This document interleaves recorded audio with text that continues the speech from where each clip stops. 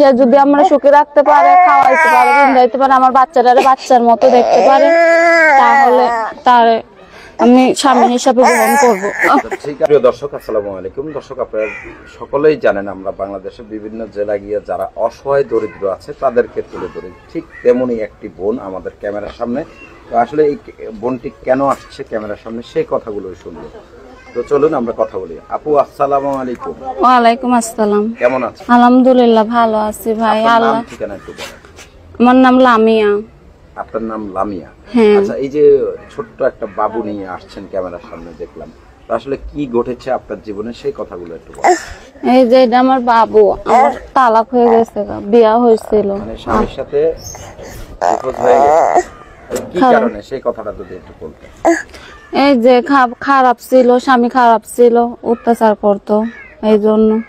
স্বামী খারাপ ছিল, কোনো কাজ করতো না, আমি কাজ করে খাওয়াইতাম তারে। আচ্ছা, আপনার বিয়ে হয়েছে কোথায়? আমার বিয়ে হয়েছে টাঙ্গাইল। আপনার গ্রামের বাড়ি কোথায়? ময়মনসিং। ময়মনসিং। কিভাবে বিয়ে হলো যদি বলেন। বিয়ে হয়েছে আমার মায়েরই ছিল, আত্মীয় ছিল তারা। আচ্ছা, মানে আত্মীয় দুঃসম্পর্কে আত্মীয় ছিল।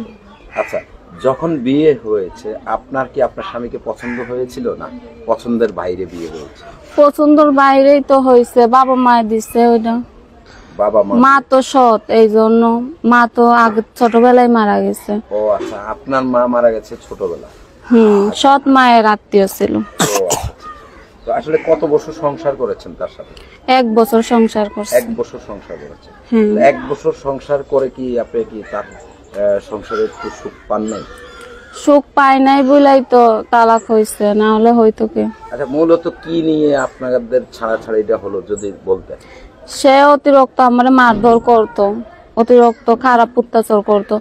আমি সে কোনো কাজ কাম করতো না। প্রথম বিয়ে হয়েছিল, 6 মাস ভালোই সংসার করছে, তারপর থেকে কাজ বন্ধ করে দিছে। পরে আমারই কাজ করা লাগছে টেলারের দোকানে। আমি টেলারি করতাম বলে ওখানে আমি 5,000 টাকা মাসে পাইতাম, ওই টাকা দিয়ে সংসার চালাইতাম। তার ভিতরে আবার ওই টাকা নিয়ে জুয়া খেলতো, এই জন্য ওই করছে, তালাকটা হয়েছে। আচ্ছা, এমনি কি কোনো যৌতুক বিষয় আছে কিনা, যে যৌতুক টতুক চেয়েছে এই ধরনের তো কোনো কিছু না? না, যৌতুক দিছেই তো, আমার বাবারা যা সম্বোধন পারছে তাই দিছে। অনেক টাকা দিয়ে বিয়ে বসতে হবে কেন? টাকা দিয়ে বিয়ে বসবে, আজকাল টাকা ছাড়া কেউ কিছু বোঝে না, বুঝছো? টাকা পাইলে ওইটাই, চেহারা দেখে না আজকাল। আম্মা, আপনি বলতেছেন যে চেহারা দেখে না, টাকা। হ্যাঁ, দেখে টাকা। তো এই যে এখন তো বাবুটাকে নিয়ে একাকিত্ব জীবন, তো আসলে মূলত ক্যামেরার সামনে আসার মূল উদ্দেশ্য কি? সাহায্য সহযোগিতা, না কোনো ধরনের নতুন করে বিয়ে শাদী বসবেন এরকম কোনো? নতুন করে বিয়ে শাদী বসবো, আমার বাচ্চাটারে পড়ালেখা শিখাবো, কোরআন শরীফ পড়াবো, মাদ্রাসায় দিব। আমার বাচ্চাটার লিগাই আছে, আমার বাচ্চাটা মানুষের মতো মানুষ করবো, এই জন্য আছে। এই যে জামুকা। হ্যাঁ, আমার ফোন আছে, নাম্বারের সাথে যোগাযোগ। আসলে কেমন বয়সের লোক হলে বিয়ে?